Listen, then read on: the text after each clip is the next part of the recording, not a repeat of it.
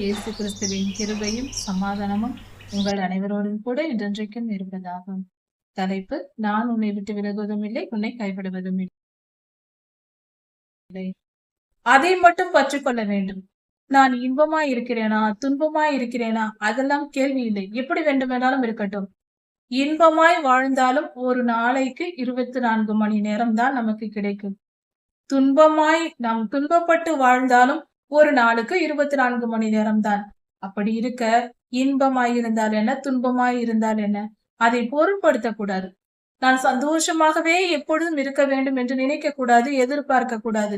அதற்கு என்ன, நாம் பரலோகத்தில இருக்கிறோம், கர்த்தருடன் இருந்தால் அப்படி இருக்கலாம். இங்குதான் பொல்லாதவனின் ஆளுகைக்கு அவனை ஒப்பு கொடுத்து விட்டோமே அவனிடத்தில். அப்படி இருக்க நாம் எப்படி இன்பமா இருக்க முடியும்? இந்த பூமியில் இன்பமாகவே வாழ்ந்து கொண்டிருக்க எந்த மனிதனாலும் முடியாது. அவன் பொல்லாதவன் விடவும் மாட்டான். சாத்தான் விட மாட்டான். அதை முதலில் தெரிந்து கொள்வோம். இன்பமான வாழ்க்கையே எப்பொழுதும் விரும்பி கொண்டிருக்க கூடாது. அது முட்டாள்தனமானது. எப்பொழுதாவது கர்த்தர் கிருபையால் நமக்கு கிடைக்கும். ஆனால் துன்பத்தை ஏற்றுக்கொள்ளும் மனம் வேண்டும். நாம் என்ன செய்கிறோம், எப்படி வாழ்கிறோம் என்பதுதான் முக்கியமே தவிர என்ன அனுபவிக்கிறோம் என்பது முக்கியமல்ல. இன்பத்தை அனுபவிக்கலாம், துன்பத்தை அனுபவிக்கலாம், கவலைகள் வரலாம், வேதனைகள் அனுபவிக்கலாம். எது வேணாலும் வந்துவிட்டு போகட்டும். அதை ஏன் பொருட்படுத்த வேண்டும்? அதை ஏற்றுக்கொள்ளும் மனம் வேண்டும். முதலில் சந்தோஷமாகவே நான் இருக்க வேண்டும் என்று நினைக்க கூடாது, எதிர்பார்க்க கூடாது. அது தவறு. நாம் இருக்கும் இடம் என்னவோ அதற்கேற்ற நிலையில் தான் நாம் இருக்க வேண்டும். வனாந்தரத்தில் நின்று கொண்டு ஐஸ்கிரீம் சாப்பிட ஆசைப்படக்கூடாது.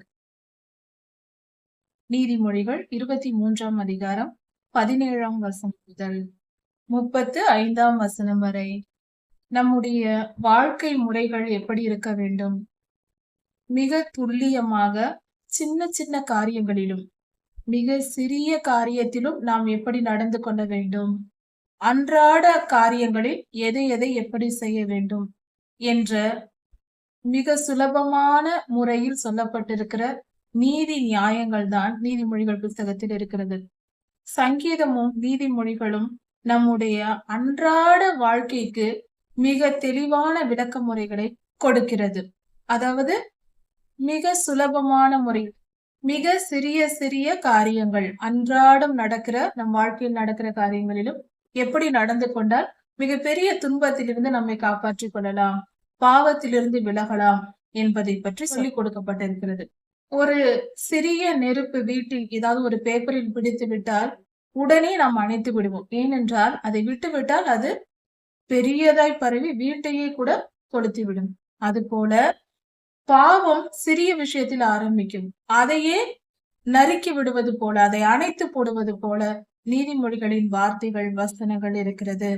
புரிந்து கொண்டு படித்து தெரிந்து கொண்டு நடந்தால் மிகப்பெரிய துன்பத்திலிருந்து நம்மை நாம் காப்பாற்றிக் கொள்ளலாம். துன்பம் வராமலே காத்து கொள்ளலாம். வந்திருந்தாலும் அதிலிருந்து தப்பிக்கும் வழிகளும் உண்டு. வேத வசனம் நம் வாழ்க்கையை உயிர்ப்பிக்கும், நம் மனதை வாழ வைக்கும், நம் ஜீவன் நித்தியத்திற்கு போவதற்கு வழிவகுக்கும். நம்முடைய மனதை பாவிகளின் மேல் பொறாமைப்பட விடக்கூடாது. யார் மேலும் பொறாமைப்படுவது தவறு. வேதம் சொல்லுகிறது. கலாத்தியர் 5ஆம் அதிகாரத்தில் மாம்சத்தின் கிரியைகள் பொறாமை என்று சொல்லியிருக்கிறது. பொறாமைகள் என்று பொறாமைப்படுவது தவறுதான். ஆனால் நாம் யார் மேலும் பொறாமைப்படும் குணம் இருக்காது. எல்லாவற்றையும் விட்டு நாம் பரிசுத்தமாய் வாழ்ந்து கொண்டிருப்போம் என்றாலும் சில நேரங்களில் தீயவர்கள் நமக்கு விரோதமாய் செயல்பட்டு அநியாயமாய் அக்கிரமமாய் செய்து நம்மை துன்பப்படுத்தி கொண்டிருக்கிற பலர் இருப்பார்கள். அவர்களை நாம் கவனித்தால் பல வருடங்களாக வாழ்க்கையில் முன்னேற்றத்தையே கண்டு கொண்டிருப்பார்கள். அப்படிப்பட்டவர்களை பார்க்கும்போது நமக்கு பொறாமையாக இருக்கும். நாம் கர்த்தரிடம் அடி வாங்கி கொண்டிருப்போம், பல துன்பங்களை அனுபவித்துக் கொண்டிருப்போம். ஆனால் தீமை செய்து அக்கிரமமாய் வாழ்ந்து பாவத்தில் வாழ்கிறவர்கள் நமக்கு விரோதமாய் எழும்பி நம்மையும் துன்பப்படுத்துவார்கள். ஆனாலும் அவர்கள் செழிப்பாய் வாழ்வதாக நமக்கு தெரியும். நம் பார்வைக்கு அப்படித்தான் தெரியும். அவர்கள் மேல் நமக்கு பொறாமையே வரும். இப்படி துன்பம் செய்கிறார்கள், நமக்கு துன்பத்தை கொடுக்கிறார்கள், அவர்கள் பாவத்தையே செய்கிறார்கள், ஆனாலும் அவர்கள் செழித்திருக்கிறார்கள். நாம் நீதியின் பாதையில் நடக்கிறோம், வேதம் வாசிக்கிறோம், ஜெபிக்கிறோம், நமக்கு பல துன்பங்கள் வருகிறதே என்று நினைக்கலாம். துன்பங்கள் எல்லாம் தீமைகள் அல்ல என்பதை புரிந்து கொள்வோம். துன்பங்கள் எல்லாம் தீமைகள் அல்ல, நன்மைகள். கர்த்தரால் வரும் துன்பங்கள் நம் பாவங்களென நம்மை துடைக்கிறது. அது நமக்கு கொடுக்கப்படும் சுத்திகரிப்பு முறைமை. துன்பங்கள் என்பது கர்த்தர் தரும் சுத்திகரிப்பு.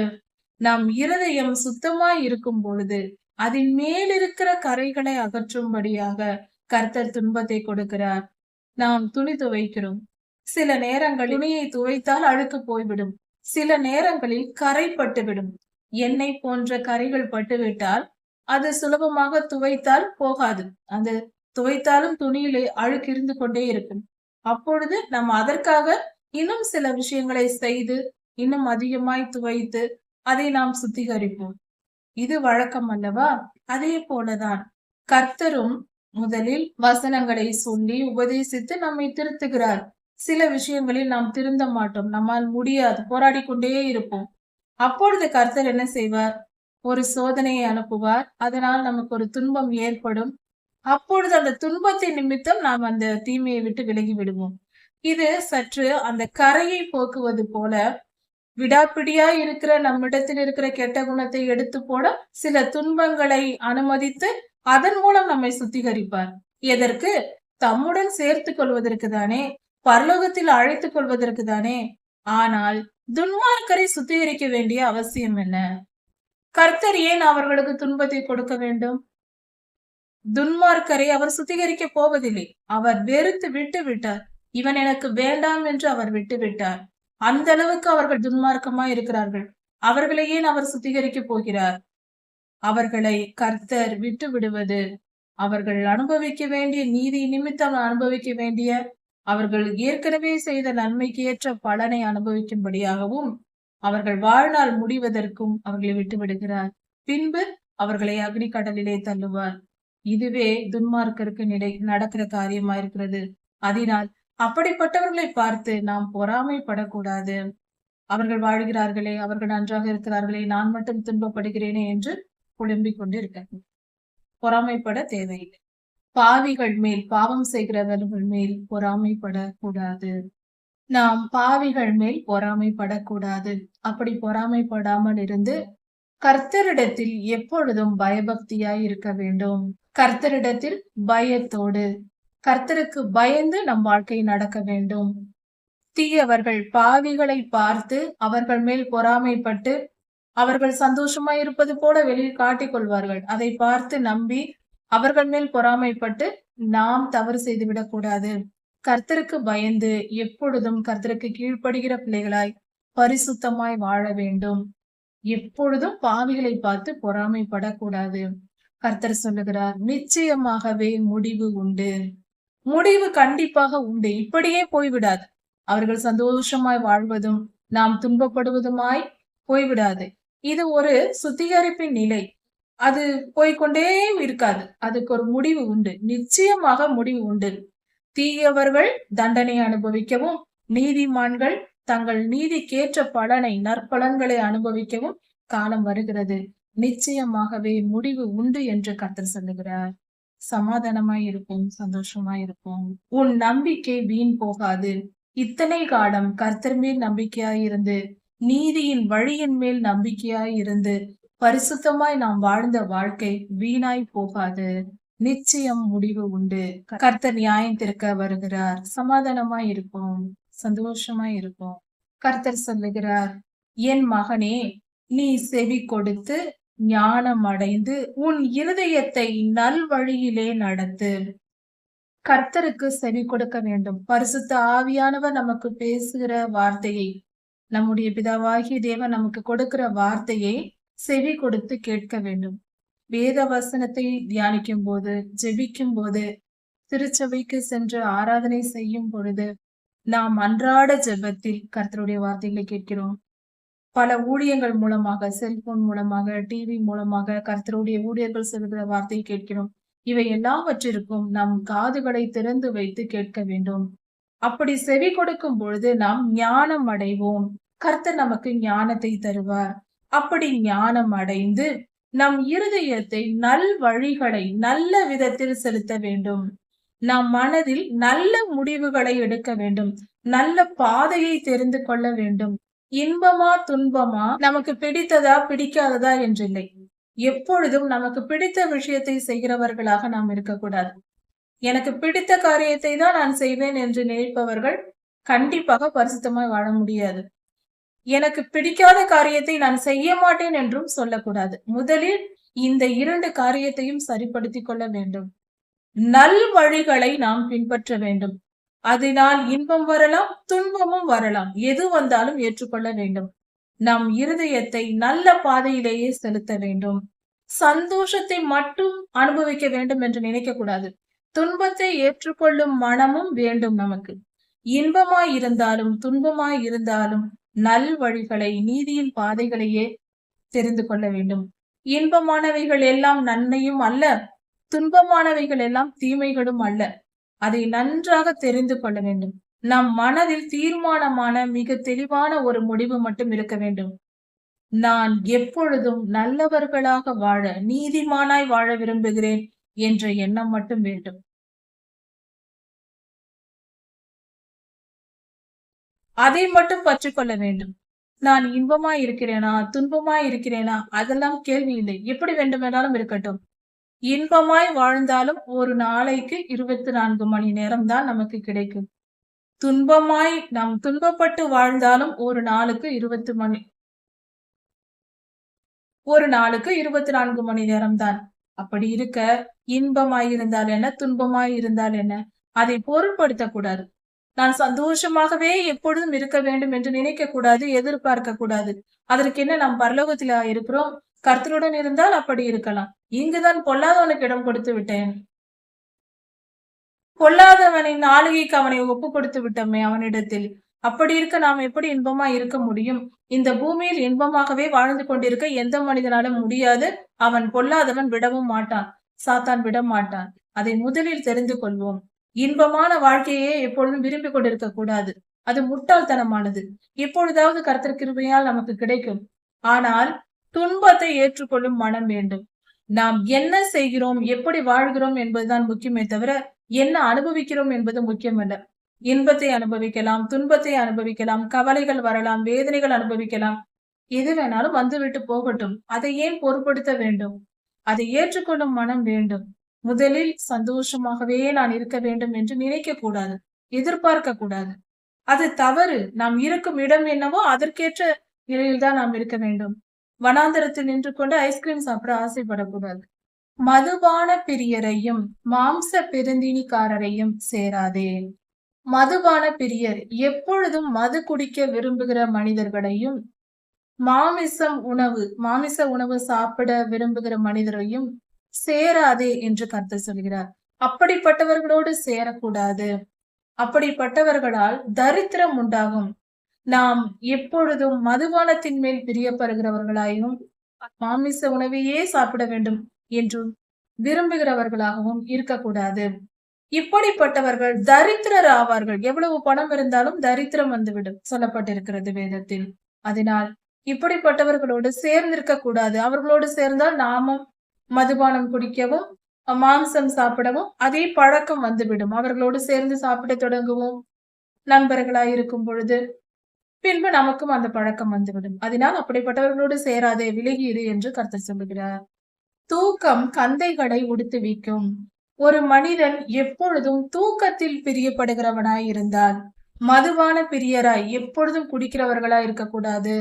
மாமிச பெருந்தினிக்காரராய் எப்பொழுது பார்த்தாலும் மாமிசம் சாப்பிடுகிறவர்களாய், தினந்தோறும் மாமிசம் சாப்பிட்டுக் கொண்டே இருப்பது, இப்படிப்பட்டவர்களாய் பெருந்தினிக்காரர்கள்.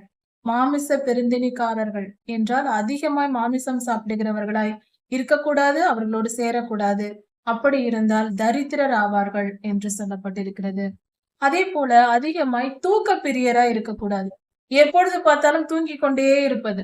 சிலர் தூக்கத்திலேயே விருப்பமாய் இருப்பார்கள். அப்படிப்பட்டவர்கள் உடுத்திக் கொள்வார்கள். அப்படி என்றால் அதுவும் தரித்திரம் தான். அதாவது தூக்கமும் கந்தைகளை உடுத்துவிக்கும். தூங்கிக் கொண்டே இருந்தாலும் தரித்திரம் வந்துவிடும். நல்ல துணிமணி கூட நமக்கு இருக்கு, நல்ல துணிகள் கூட நமக்கு இருக்காது. கந்தை துணிகளை கட்டும் நிலை, கிழிந்த துணிகளை கட்டும் நிலை ஏற்பட்டுவிடும். தூங்கிக் கொண்டே சோம்பேறியா இருக்காது என்று கர்த்தர் சொல்லுகிறார். இந்த 3 காரியங்களும் தீமையானவை. மாம்ச பெருந்தினி, மதுபானம், அதிக தூக்கம். தூங்குவது தவறல்ல, அதிகமா எப்பொழுது பார்த்தாலும் தூங்கிக் கொண்டே இருப்பது. இப்படிப்பட்டவர்கள் தரித்திரர் ஆவார்கள் என்று வேதம் சொல்லுகிறது. இந்த 3 காரியங்களும் நம்மிடத்தில் இராதபடிக்கு நம்மை நம்ம ஆராய்ந்து, ஒருவேளை இருந்தால், ஏதாவது இருந்தால் அதை விட்டு திருந்துவோம். மனம் திரும்பினால் மன்னிப்பார் கர்த்தர். நமக்கு நன்மைகள் நடக்கும், நற்காரியங்கள் நடக்கும், செழிப்பு உண்டாகும். உன்னை பெற்ற தகப்பனுக்கு செவி கொடு. நம்மை பெற்ற தகப்பன் சொல்லும் வார்த்தைகளை கேட்க வேண்டும். பெற்றோர்கள் சொல்லும் வார்த்தையை கேட்பது நமக்கு நல்லது. அதே போல உன் தாய் வயது சென்றவள் ஆகும்போது தள்ளி விடாதே. நம்முடைய தாய் வயதானவர்கள் ஆகும் பொழுது அவர்களுடைய முதுமை காலத்தில் அவர்களை அசட்டை பண்ணக்கூடாது, கேவலமாய் நினைக்க கூடாது, மட்டமாக நினைக்க கூடாது. எப்பொழுதும் பெற்ற தாய்க்கு மரியாதை கொடுத்து வாழ வேண்டும். பெற்றோர்களை மதித்து நடக்க வேண்டும், கனப்படுத்தி நடக்க வேண்டும். 10 கட்டளைகளில் ஒன்று, உன் தகப்பனையும் உன் தாயையும் கனம் பண்ணுவாயாக என்று. பெரியோர்களுக்கு, பெற்றவர்களுக்கு மரியாதை கொடுத்து நடக்க வேண்டும். அசட்டை பண்ணக்கூடாது தாயை. சத்தியத்தை வாங்கு, அதை விற்காதே. சத்தியத்தை எப்பொழுதும் வாங்க முயற்சிக்க வேண்டும். அப்படி என்றால் பெற்றுக்கொள்ள வேண்டும். அதை விற்காதே என்றால், சத்தியம் என்றால் உண்மை. உண்மை என்றால் வேத வசனமும் உண்மைதான். கர்த்தருடைய வார்த்தைகள் உண்மை, நீதி, சத்தியமான வார்த்தைகள், வேத வசனம், இவைகளை நாம் பெற்றுக்கொள்ள விரும்ப வேண்டும். அதை விற்க கூடாது என்றால் அதை விட்டுவிடக் கூடாது என்று பொருள். அதாவது கடைபிடித்து நடக்க வேண்டும். கடைபிடிப்பதை விட்டு விடாதே என்று வேதம் சொல்லுகிறது. எவ்வளவு விலை கொடுத்த ஆனாலும் சத்தியத்தை வாங்க வேண்டும். நாம் சத்தியத்தின்படி நடப்பதற்காக எவ்வளவு நஷ்டப்பட வேண்டும் என்றாலும் நஷ்டப்படலாம். அதற்கு ஒரு விலை கொடுக்கலாம். நாம் நீதியாய் வாழ வேண்டும் என்றால், நாம் உண்மை சொன்னால் 1,00,000 ரூபாய் நமக்கு நஷ்டம் வருகிறது என்றால், அந்த உண்மையை சொல்லி அந்த 1,00,000 நஷ்டத்தை ஏற்றுக்கொள்ள வேண்டும். இதுதான் இதன் பொருள். ஒரு விலை கொடுத்தாவது சத்தியத்தை விட்டுவிடக் கூடாது. நம்முடைய உண்மை தன்மையை விட்டுவிடக் கூடாது. உண்மையை பேசி 1,00,000 நஷ்டம் வந்தால் அதை நஷ்டப்பட்டு கொள்ள வேண்டும். சத்தியத்தை மட்டும் விட்டுவிடக் கூடாது. நீதியாய் நடப்பதினாலும் உண்மையாய் நடப்பதினாலும் நமக்கு இழப்புகள் நேரிடலாம், பல நஷ்டங்கள் வரலாம். அதை ஏற்றுக்கொள்ள வேண்டும். ஆனால் சத்தியத்தை ஒருபோதும் விட்டுவிடக் கூடாது. அதே போல இப்பொழுது நாம் ஒரு இடத்தில் வேலை பார்க்கிறோம். மிக முக்கியமான ஒரு நெருக்கடியான ஒரு நிலை அந்த நிறுவனத்திற்கு. அப்பொழுது நம்மை பார்த்து சொல்லுகிறார்கள், ஒரே ஒரு பொய் மட்டும் சொல், உனக்கு ஒரு மிகப்பெரிய பதவி தருகிறேன், மிகப்பெரிய அந்தஸ்தை தருகிறேன், அல்லது ஒரு மிகப்பெரிய பணம் தொகையை தருகிறேன் என்று சொன்னால், அப்பொழுதும் நாம் நம்முடைய நீதியை விட்டுவிடக் கூடாது, சத்தியத்தை விடக்கூடாது. நீங்கள் எவ்வளவு கொடுத்தாலும் நான் உண்மையை தான் சொல்வேன், பொய் சொல்ல மாட்டேன். எவ்வளவு பணம் கொடுத்தாலும், எந்த பதவி கொடுத்தாலும், எந்த நற்காரியங்களை எனக்கு நீங்கள் தருவேன் என்று சொன்னாலும் நான் பொய் சொல்ல மாட்டேன், சத்தியத்தின்படிதான் நடப்பேன் என்று சொல்ல வேண்டும். அப்படி நீ சத்தியத்தின்படியே நடப்பதென்றால் இந்த வேலையை விட்டு நீ போக வேண்டியதுதான், இனி இருக்க முடியாது என்று சொன்னால், வேலை போனாலும் பரவாயில்லை, என் சத்தியத்தை நான் விடமாட்டேன் என்று வர வேண்டும். இந்த வேலை போனால் கர்த்தருக்காக, கர்த்தருடைய நீதி நிமித்தம் நாம் இந்த வேலையை இழந்து நஷ்டப்பட்டு வந்தால், இதைவிட நல்ல இடத்தை கர்த்தர் நமக்கு தருவார். மிகப்பெரிய உயர்ந்த ஸ்தானத்தை கர்த்தர் தருவார். அதை புரிந்து கொள்வோம். கர்த்தருக்காக பக்தி வைராக்கியமாய் இருப்பதும், கர்த்தருடைய வார்த்தைக்கு செவி கொடுத்து நடப்பதும், அவருடைய நீதி நியாயங்களை பின்பற்றவும் தான் முக்கியம். அதான் என்ன விலை கொடுத்தானாலும் சத்தியத்தை வாங்க வேண்டும், நம்மை கடைபிடித்து நடக்க வேண்டும், விற்க கூடாது. என்ன விலை கொடுத்தாலும் விட்டுவிடக் கூடாது. அதை மட்டும் ஜாக்கிரதையா இருக்க வேண்டும். நீதிமானுடைய தகப்பன் மகிழுவான், களி கூறுவான். ஒரு நீதிமானை ஒரு தகப்பன் பெற்றெடுத்திருந்தால், தன் பிள்ளை நீதிமானாய் இருக்கும்போது பெற்ற தகப்பனின் மனம் சந்தோஷப்படும். என் பிள்ளை நல்லவன், அவன் நீதிமானாய் வாழ்கிறான் என்று சொல்லும் பொழுது அந்த தகப்பனுக்கு மிகப்பெரிய சந்தோஷம் உண்டாகும்.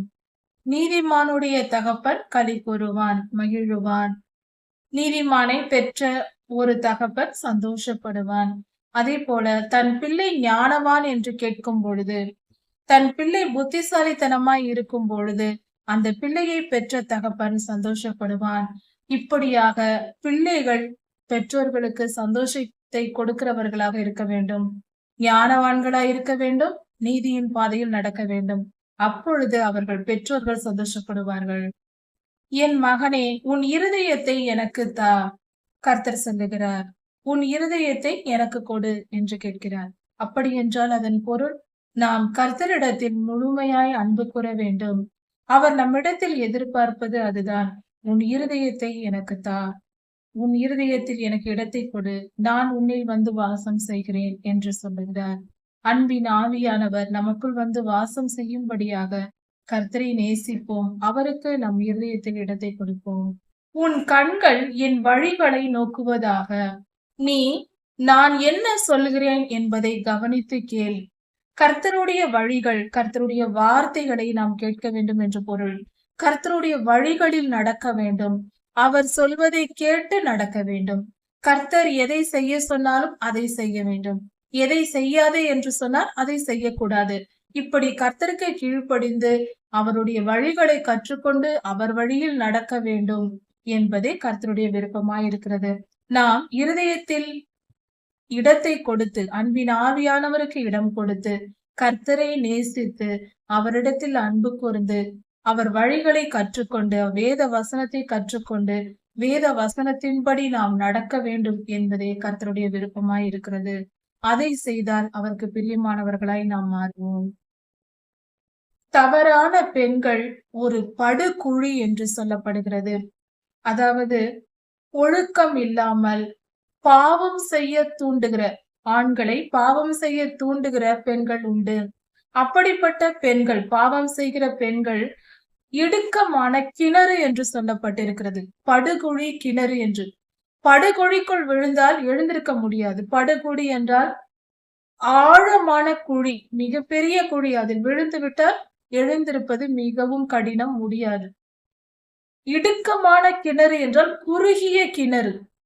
பாவம் செய்கிற பெண்கள், பணத்திற்காக பாவம் செய்து வாழ்கிற பெண்கள் இருக்கிறார்களே, அவர்களிடத்தில் அவர்களின் வழியில் நடப்பது என்பது படுகுழிக்குள் விழுவது போல, இடுக்கமான கிணற்றுக்குள் விழுவது போல. விழுந்தால் எழும்பி வர முடியாது. அப்படியே நேராக பாதாளத்திற்கு போய்விட வேண்டியதுதான். அவர்கள் வழி அவர்களை பின்பற்றி போனால் அதனுடைய முடிவு நரகமாய் இருக்கும். அதாவது பாவம் செய்தால், வேசித்தன பாவம் செய்தால் அது பாதாளத்தில் போய் முடியும், அக்கினி கடலில் முடியும். பரிசுத்தமாய் வாழ வேண்டும் என்று கர்த்தர் சொல்லுகிறார்.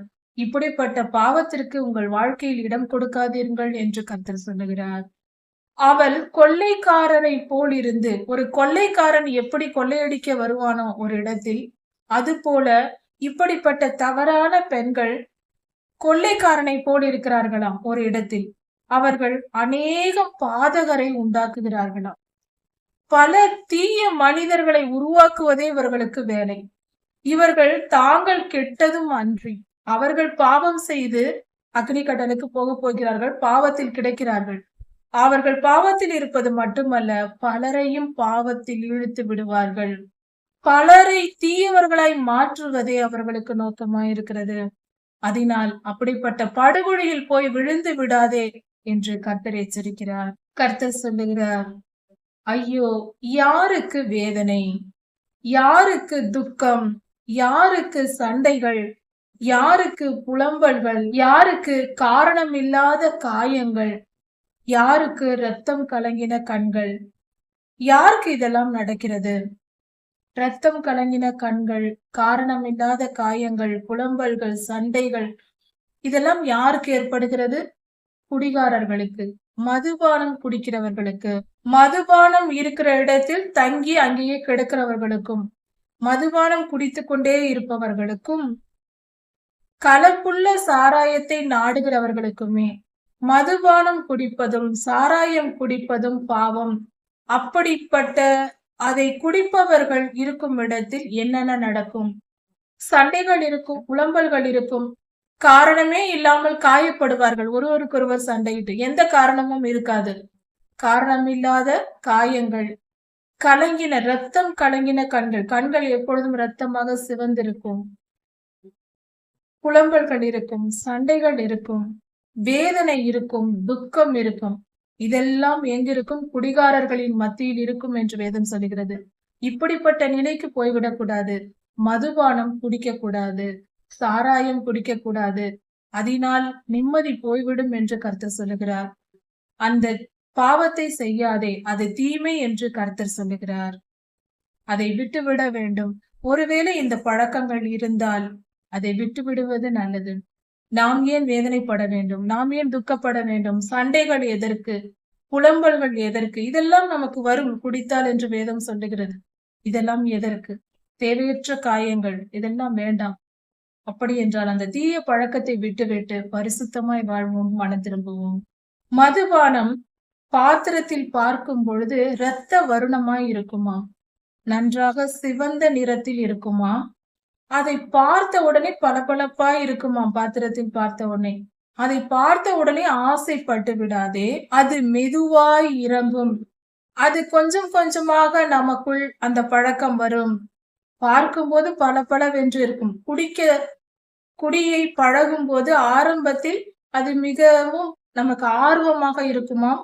அதை குடிக்க பழகும் போது பார்க்கும்போது அந்த பாத்திரத்தில் பார்த்தாலே சிவப்பு நிறத்தில் பளபளப்பாய் இருக்குமாம். பார்க்கும்போது ஆசையாக தோன்றுமாம். ஆனால் அதை குடித்தால் அது எப்படி இருக்குமா? அந்த குடிப்பழக்கத்திற்கு நாம் அடிமையாகிவிட்டால் அந்த சாராயம், மதுபானம் நம் சரீரத்தை எப்படியெல்லாம் கெடுக்கும் என்று வேதம் சொல்லுகிறது. முடிவிலே அது பாம்பை போல் கடிக்கும், விரியனை போல் தீண்டும். அந்த பழக்கம் துவங்கும் போது அப்படி இருக்கும். அது பழகின பின்பு அது குடித்து குடித்து அடிமையானால் அது பாம்பை போல நம்மை கொத்தும், விரியனை போல் தீண்டுமா, நம்மை மரணத்திற்கு கொண்டு போய் சேர்க்கும், நம்மை கொன்று போடும். அது ஆபத்தானது. அதை விட்டு விலகு என்று கர்த்தர் சொல்லுகிறார். குடிப்பழக்கம் பாவம், அது தீமை, அது உன்னை அழித்து விடும். அதை விட்டு விட்டு விலகு என்று கர்த்தர் சொல்லுகிறார். அந்த குடிப்பழக்கத்திற்கு அடிமையானால் உன் மனம் பரஸ்திரியை நோக்கும். இந்த பழக்கத்திற்கு அடிமையானவர்கள் ஒழுக்கமில்லாத தவறான பெண்களை தேடுவார்கள். அந்த ஒழுக்கமற்ற வாழ்க்கையை விரும்புவார்கள். அதனால் இன்னும் அகல பாதாளத்திற்கு கொண்டு போய் சேர்க்கும். குடிப்பழக்கத்திற்கு அடிமையானவர்களின் மனம் தாறுமாறானவைகளை நினைக்குமாம். நினைவுகள் தாறுமாறாகும். தவறான பெண்களை தேடும். நடுக்கடலில் படுத்திருக்கிறவனை போல மனதில் உள்ளத்தில் தோன்றுமா. மிகவும் சந்தோஷமாக இருப்பது போல அவனுடைய இருதயத்தில் தோன்றுமா. மிதந்து கொண்டிருப்பது போல. பாய்மர தட்டிலே படுத்திருக்கிறவனை போலவும் தோன்றுமாம். படகில் மிதந்து கொண்டு நடுக்கடலில் போய்கொண்டு இதமாய் இருப்பது போல தோன்றுமா. என்னை அடித்தார்கள், எனக்கு வலிக்கவில்லை. அப்படிப்பட்ட ஒரு நிலையில் இருப்பவர்களை அடித்தால், குடித்தவர்களை வெறித்தவர்களை அடித்தால் அவர்களுக்கு வலிக்காது. என்னை அடித்தார்கள், எனக்கு நோகவில்லை, எனக்கு வலிக்கவே இல்லை. என்னை கன்னத்தில் அறைந்தார்கள், எனக்கு சுரணையே இல்லை. நான் இன்னும் குடிக்க வேண்டும், எப்பொழுது எழுந்திருப்போம் என்போமாம். அந்த குடிப்பழக்கத்திற்கு அடிமையானால் இந்த நிலை ஏற்படும். எப்படி ஒரு முறை குடிக்கலாம் என்று தோன்றுமா. அப்படியானால் குடிக்கு மொத்தமாக அடிமையாகி விடுவான் ஒரு மனிதன். முதலில் பார்க்கும்போது பளபளப்பாக பாத்திரத்தில் தோன்றும் சாராயமானது, மதுபானமானது, அது கொஞ்சம் கொஞ்சமாக சண்டை மூட்டும், வேதனையை கொடுக்கும், துக்கத்தை கொடுக்கும், புலம்பல், வேதனை, காரணமில்லாத காயங்களை கொடுக்கும், பெண்களிடத்தில் பாவ வழியில் நடக்க வைக்கும், பாவத்தை செய்ய வைக்கும். மிகவும் இதமாக கடலில் படுத்திருப்பது போல, நம்மை மிதந்திருப்பது போல, சந்தோஷத்தை கொடுப்பது போல மயக்கத்தில் ஆழ்த்தி மொத்தத்தில் நம்மை அடிமையாக்கிவிடும். அந்த பாவத்தை செய்தால், நம்மை அடித்தால் கூட நமக்கு சொரணை இல்லாதபடிக்கு, அந்த உணர்வு இல்லாதபடிக்கு மரத்து போனவர்களாய் நம்மை நாம் இழந்து போவோம்.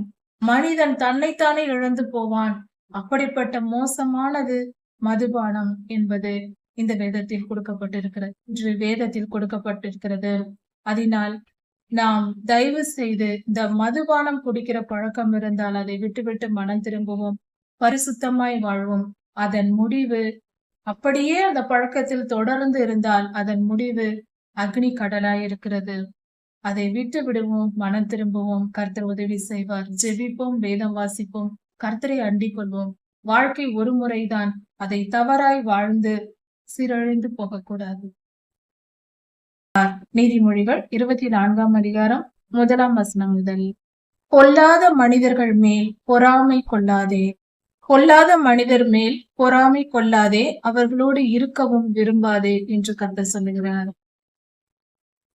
பொல்லாத மனிதர்கள் வெளியில் பார்ப்பதற்கு அவர்கள் தீயவர்களாய் இருந்தாலும் நல்லபடியாக சந்தோஷமாக வாழ்வது போல, வாழ்க்கையில் மிகப்பெரிய முன்னேற்றங்களை அடைவது போல நமக்கு தெரியும். பொருளாதாரத்தில் வளர்ந்திருப்பார்கள், பலவித புகழ்ச்சியிலும் வளர்ந்திருப்பார்கள், பலர் பாராட்ட வாழ்ந்து கொண்டிருப்பார்கள். இப்படிப்பட்டவர்களை பார்த்தால் நமக்கு பொறாமையாக இருக்கும். நாம் நீதியின் பாதையில் நடந்து கொண்டிருப்போம், ஆனால் அவர்கள் அநியாயமாய் வாழ்ந்து மிக வேகமாக வாழ்க்கையில் முன்னேறி அதிக பணம், செல்வாக்கு, நற்பெயர் போன்ற காரியங்களை பெற்றுக் கொண்டிருப்பார்கள். அப்படிப்பட்டவர்களை பார்த்து பொறாமைப்படாதே என்று கர்த்தர் சொல்லுகிறார். அவர்களோடு சேர்ந்திருக்க விரும்பக்கூடாது, அவர்களைப் போல கற்றுக்கொள்ளவும் கூடாது. ஏன் அப்படி என்றால், அவர்கள் தீய பாதையில் செல்லுகிறார்கள். அவர்கள் முடிவு நலமானதாய் இருக்காது, அது தீமையில் போய் முடியும் என்று கர்த்தர் சொல்லுகிறார்.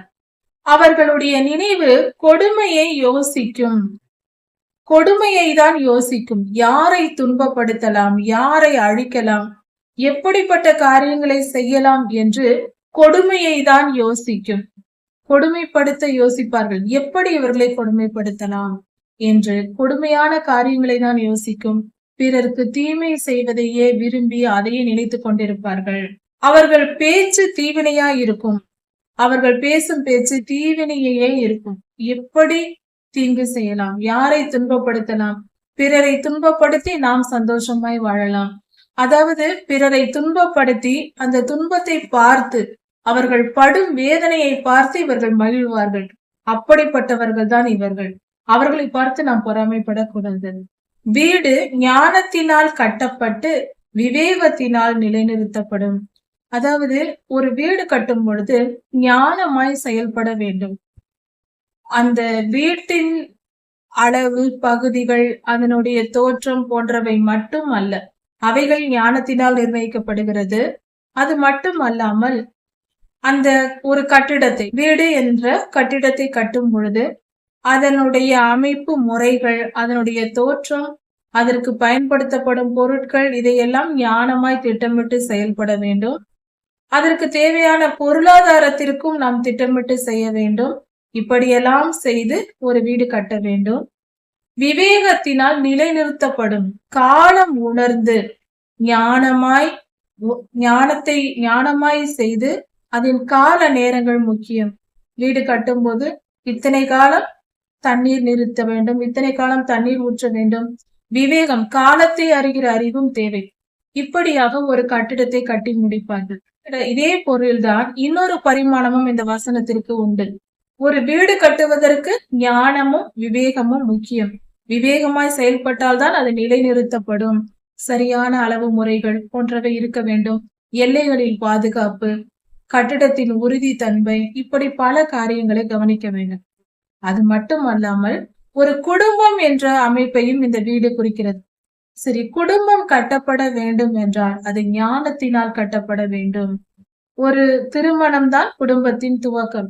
ஒரு திருமணம் நடக்கிறது என்றால் ஞானமாய் செயல்பட்டு, எந்த குடும்பத்தில் பெண் எடுக்கிறோம், எந்த குடும்பத்தில் பெண்ணை கொடுக்கிறோம் என்று யோசித்து முடிவு செய்து ஞானமாய் செயல்பட்டு நல்லபடியாக திருமணம் செய்ய வேண்டும். விவேகத்தினால் நிலைநிறுத்தப்படும். விவேகமாய் செயல்பட வேண்டும். ஒவ்வொரு காரியத்திலும் ஒருவருக்கொருவர் புரிந்து உணர்ந்து ஞானமாய் இருக்கும் பொழுது மதியினம் இருக்கக்கூடாது. குடும்ப வாழ்க்கையில் ஞானமாய் ஒவ்வொருவரும் செயல்படும் பொழுது, நல்ல எண்ணத்தோடு செயல்படும் பொழுது, அன்போடு ஒரு குடும்பத்தில் ஒருவருக்கொருவர் இருக்கும் பொழுது அது நல்லபடியாக நிலைநிறுத்தப்படும். அப்படி என்றால் ஞானம் எங்கே இருக்கும் என்றால், ஒரு வீடு கட்டிடம் கட்டுவது என்றாலும், ஒரு குடும்பம் கட்டப்படுவது என்றாலும், திருமண வாழ்க்கை ஏற்படுத்தப்படுவது என்றாலும் அங்கு ஞானம் தேவை. ஞானம் என்பது கர்த்தருடைய ஆவியானவரின் ஒன்று. ஞானத்தையும் உணர்வையும் அருளும் ஆவியானவர். பரிசுத்த ஆவியானவர் எங்கேயோ அங்கே சிறந்த வீடு கட்டப்படும், சிறந்த குடும்பம் கட்டப்படும். பரிசுத்த ஆவியானவர் இல்லாத இடம் அது சிதறிதான் போகும். அறிவினாலே அறைகளின் அருமையும் அது சகலவிதமான பொருள்களும் நிறைந்திருக்கும்.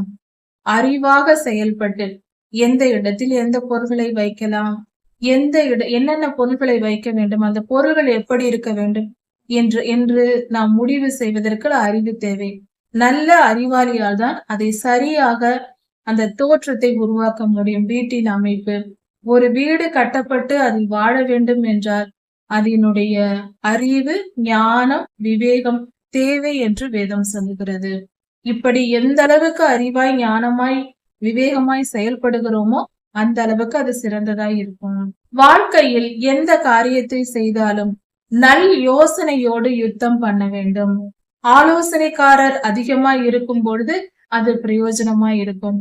பலருடைய ஆலோசனைகளை கேட்டு நாம் ஒரு காரியத்தை செய்யும் பொழுது எந்தவித போராட்டமாய் இருந்தாலும், ஏதாவது ஒரு போராட்டம், பிரச்சனைகள் என்றால் பலர் ஆலோசனைகளை கேட்டு செய்யும் பொழுது அது நல்ல ஆலோசனைகளை பலரது ஆலோசனைகளை கேட்டு செய்யும் பொழுது அது சிறந்ததாய் இருக்கும், நற்பலனை தரும்.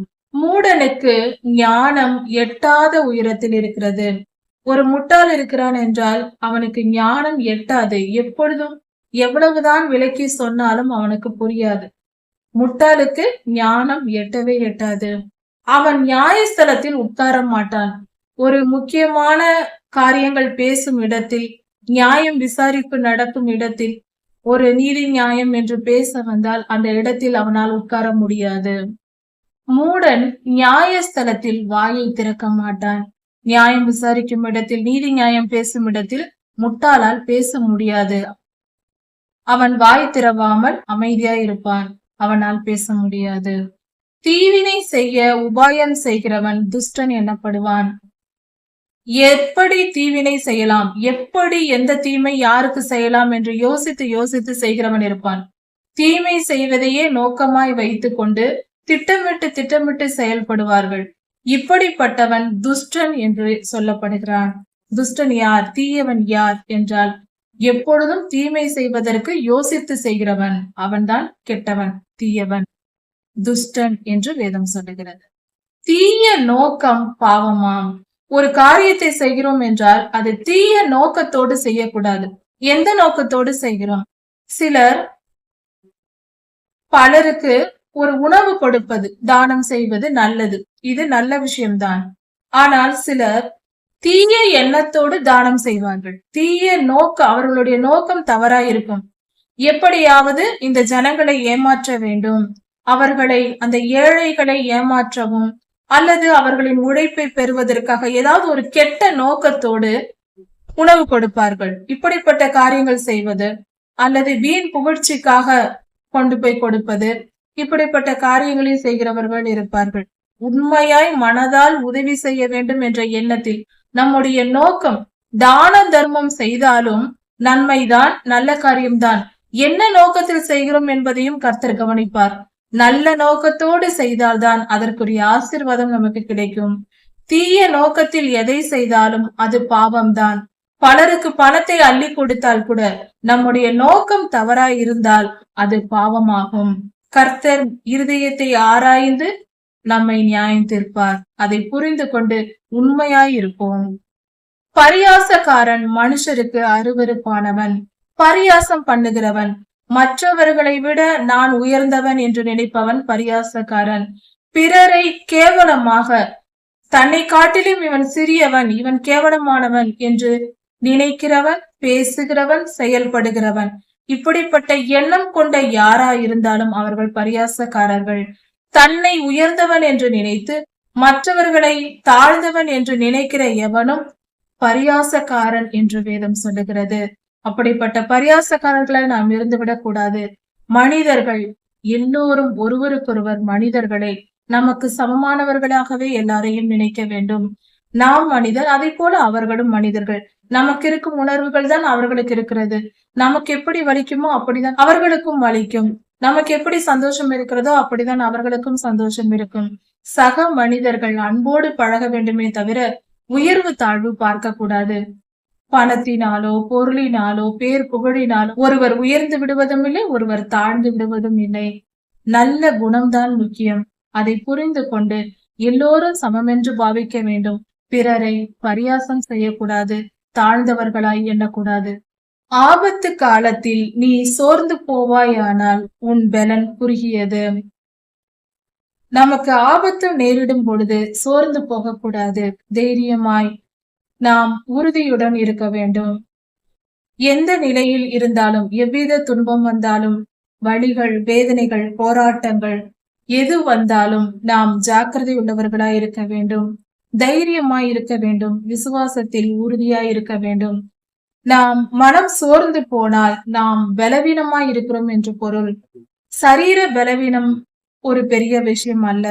அது நம்மை ஒன்றும் செய்யாது. கர்த்தர் நம்மை பலப்படுத்துவார், காரியங்களை வாய்க்க பண்ணுவார். அதை பற்றி கவலைப்பட தேவையில்லை. ஆனால் மனம் சோர்ந்து போகக்கூடாது. நம் மனம் பலவீனமாய் இருக்கக்கூடாது. அதையே நாம் கவனிக்க வேண்டும். மனம் எப்பொழுது பலமாய் இருக்கும் என்றால் கர்த்தரிடத்தில் நாம் விசுவாசமாய் இருக்கும் பொழுது. ஆபத்து காலத்தில் நாம் சோர்ந்து போனால் பலவீனன் என்று பொருள். எத்தனை ஆபத்து வந்தாலும் சோர்வடையாமல் தைரியமாய் இருக்க வேண்டும். அப்பொழுது நாம் பலசாலிகள் என்று பொருள். பலசாலிகளாய் மாறுவோம். எத்தனை வந்தாலும் சரி, கர்த்தர் நம்மோடு இருக்கிறார். பயப்படவோ, வேதனைப்படவோ, கவலைப்படவோ தேவையில்லை. மரணத்திற்கு ஒப்புவிக்கப்பட்டவர்களையும் கொலையுண்ணப்பட போகிறவர்களையும் விடுவிக்க கூடுமானால் விடுவீர். அதாவது மரணத்திற்கென்று வைக்கப்பட்டவர்கள், சாவுக்கென்று நியமிக்கப்பட்டவர்கள் இருக்கிறார்கள். கொலைப்பட போகிறார்கள், கொல்லப்பட போகிறார்கள். இப்படிப்பட்ட மனிதர்கள் இருக்கிறார்கள் என்றால் அவர்களை விடுவிக்க கூடுமானால் நீ முயற்சி செய்து பார், அவர்களை காப்பாற்ற முயற்சி செய் என்று கர்த்தர் சொல்லுகிறார். இது என்ன? இது புரியவில்லை. மரணத்திற்கென்று நியமிக்கப்பட்டவர்கள், அப்படியானால் யார்?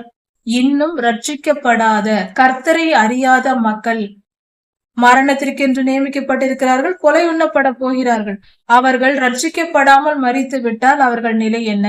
அவர்கள் கர்த்தரை அறியாமல் இறந்து விட்டால், கர்த்தரை அறிந்து கொள்ளும் முன்பே இறந்து விட்டால் அவர்கள் வாழ்க்கை பரலோகத்திற்கு செல்லாது. அவர்கள் உயிர் பரலோகத்திற்கு போகாது. அதை புரிந்து கொள்வோம். அக்னி கடலுக்கே அது நியமிக்கப்பட்டதா இருக்கிறது. அப்படி இருக்க நாம் என்ன செய்வோம்?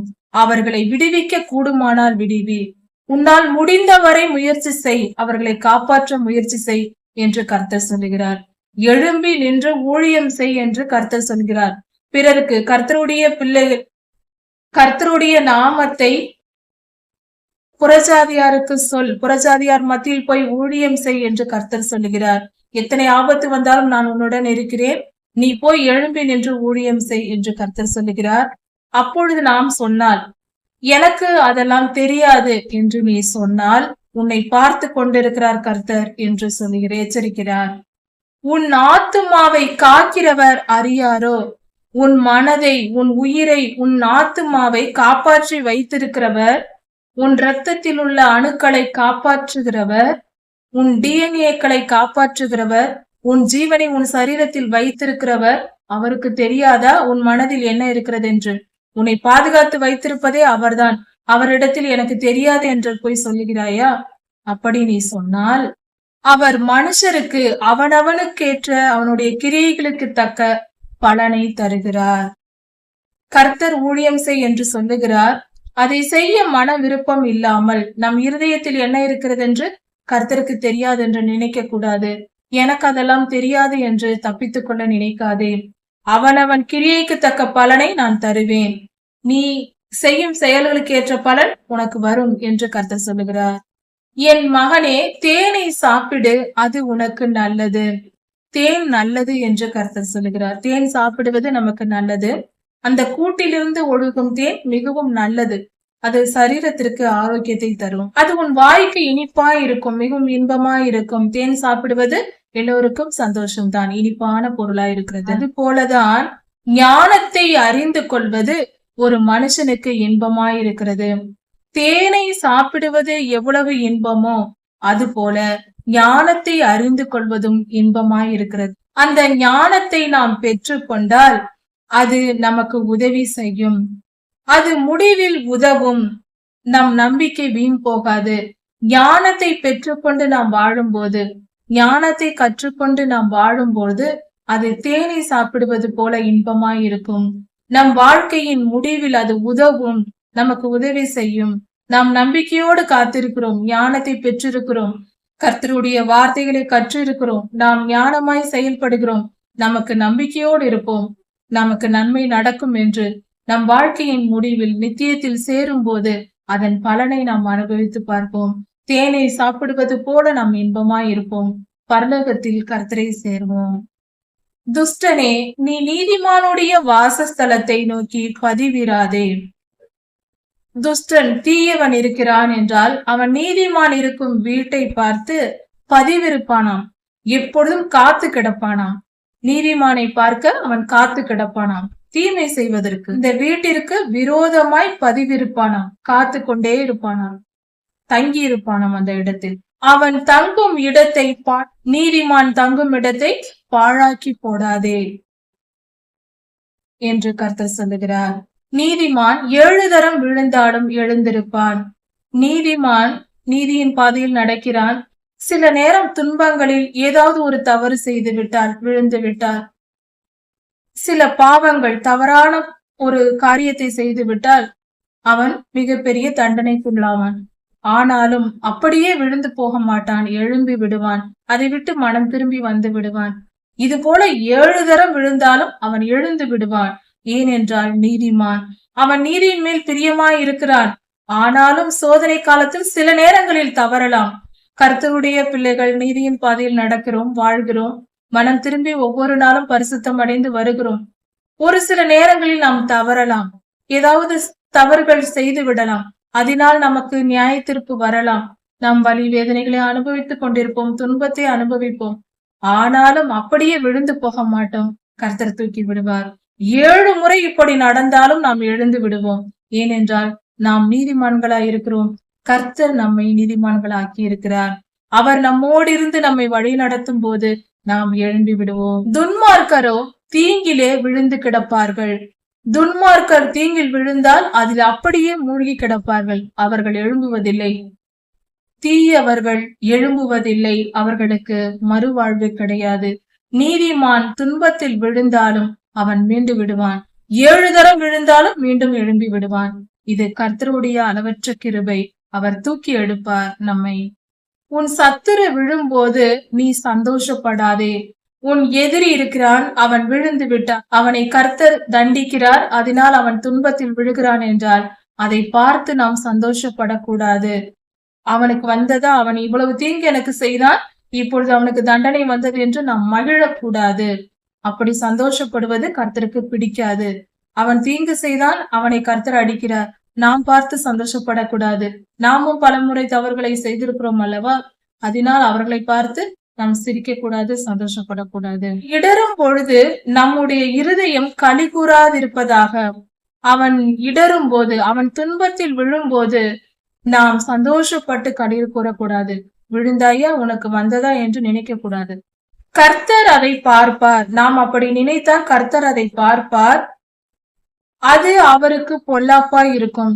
நாம் அப்படி நினைத்தால் நாம் பாவம் செய்கிறோம். கர்த்தருடைய பார்வையில் அது பாவமா இருக்கிறது, பொல்லாப்பா இருக்கிறது. இவள் ஏன் இவ்வளவு சந்தோஷப்படுகிறாள் என்று கர்த்தர் கோபப்படுவார். அப்படி கர்த்தர் கோபப்பட்டால் என்ன நடக்கும்? அந்த தீங்கை அவனிடத்திலிருந்து எடுத்து போடுவார். துன்மார்க்கனுடைய தண்டனை நீங்கி போகும். தேவையா நமக்கு? பிறர் துன்பப்படுவதை, நம் எதிரிகளே துன்பப்பட்டாலும் நாம் அதை பார்த்து சந்தோஷப்படக்கூடாது, எச்சரிப்பு அடைய வேண்டும். நாமும் தவறு செய்து விடக்கூடாது எந்த நிலையிலும் அவர்களை போல என்று எச்சரிக்கை உணர்வுதான் வர வேண்டும், சந்தோஷப்படக்கூடாது. பொல்லாதவர்களை குறித்து எரிச்சல் ஆகாதே. பொல்லாத மனிதர்கள் இருக்கிறார்கள் என்றால் அவர்களை பார்த்து நாம் எரிச்சல் அடையக்கூடாது. கர்த்தர் பார்த்து கொள்வார். நாம் அமைதியா இருக்க வேண்டும், சாந்தமா இருக்க வேண்டும், எரிச்சலுக்கு இடம் கொடுக்க கூடாது. அவர்கள் அறிந்த வழி, அவர்களுக்கு சுதந்திரமான வாழ்க்கையை கர்த்தர் கொடுத்திருக்கிறார். அவர்கள் விருப்பத்தில் அவர்கள் வாழ்க்கை வாழ்கிறார்கள். அதை பார்த்து நாம் எரிச்சல் அடைய நமக்கு உரிமை இல்லை, எரிச்சல் அடைய கூடாது. துன்மார்க்கர் மேல் பொறாமை கொள்ளாதே. தீய மனிதர்கள் இருக்கிறார்கள் என்றால் அவர்கள் மேல் பொறாமைப்படாதே. தீயவர்களை பார்த்து எப்பொழுதும் எந்த காரணத்தினாலும் பொறாமைப்படக்கூடாது. அவர்கள் எப்படிப்பட்ட நல்வாழ்வு வாழ்ந்தாலும் சரி, அதை பார்த்து நாம் பொறாமைப்படக்கூடாது. துன்மார்க்கனுக்கு நல் முடிவு இல்லை. அவர்கள் வாழ்க்கை எப்படி இருக்கிறது என்பதல்ல, அவர்கள் முடிவு எப்படி இருக்கிறது என்பதை கவனித்து பார்க்க வேண்டும். துன்மார்க்கருக்கு நல்ல முடிவே கிடையாது. அவர்கள் விளக்கு அணைந்து போம் என்று கர்த்தர் சொல்லுகிறார். நிச்சயம் அவர்களுடைய செயலுக்கேற்ற தண்டனை தருவார். கர்த்தர் நீதி உள்ளவர், நீதியின் சூரியன், நீதி தவறாமல் நியாயம் தீர்ப்பார். என் மகனே, நீ கர்த்தருக்கும் ராஜாவுக்கும் பயந்து நட. நாம் முதலில் கர்த்தருக்கு பயப்பட வேண்டும். கர்த்தருக்கு பயந்து நீதி நியாயத்தை செய்ய வேண்டும்.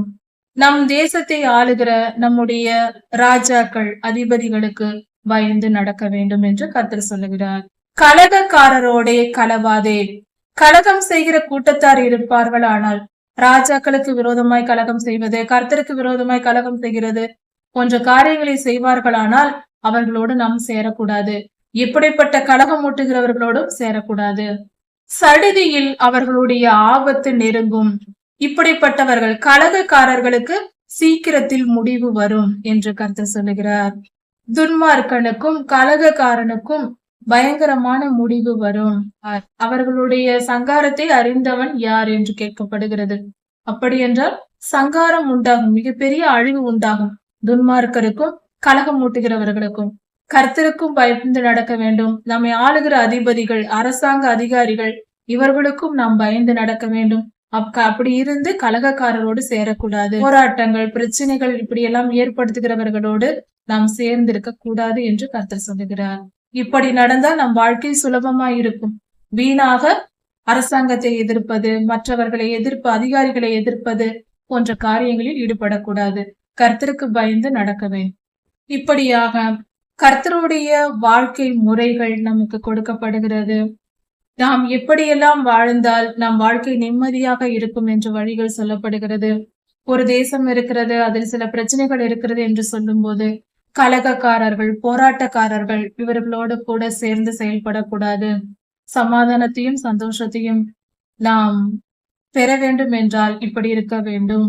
நம்முடைய தேவைகளை கர்த்தரிடத்தில் விண்ணப்பம் செய்து காத்திருக்க வேண்டும். சில நேரங்களில் பொறுமையோடு துன்பமாய் இருந்தாலும் சகித்திருக்க வேண்டும். கலகம் செய்ய போகக்கூடாது, துன்மார்க்க வழியில் போகக்கூடாது, பாவம் செய்யக்கூடாது. இப்படியாக கர்த்தருடைய வழிகளை தெரிந்து கொண்டு வேதத்தை வாசித்து ஜெபித்து கர்த்தருக்கு கீழ்ப்படிந்து அவர் விருப்பம் போல் நாம் வாழ்ந்தால் நம் வாழ்க்கை சமாதானமாயிருக்கும், சந்தோஷமாயிருக்கும். நாம் நிம்மதியாகவும் சந்தோஷமாகவும் வாழ்வதற்கான வழிகள் தான் வேத புத்தகத்தில் கொடுக்கப்பட்டிருக்கிறது. வேத புத்தகம் நம் நன்மைக்கும் நம்மை காப்பாற்றவும் கொடுக்கப்பட்டிருக்கிறது. கர்த்தரை காப்பாற்றவோ கர்த்தருக்கு நன்மை செய்யவோ அல்ல என்பதை உணர்ந்து கொள்வோம். கர்த்தர் நம்மை வாழ வைக்க, நம்மை மீட்டு கொள்ள, நம்மை பாதுகாக்க வேத வசனங்களை கொடுத்திருக்கிறார். கர்த்தர் உங்களை ஆசீர்வதிப்பாராக. இதன் தொடர்ச்சி அடுத்த செய்தியில் பார்க்கலாம். மாரநாதா.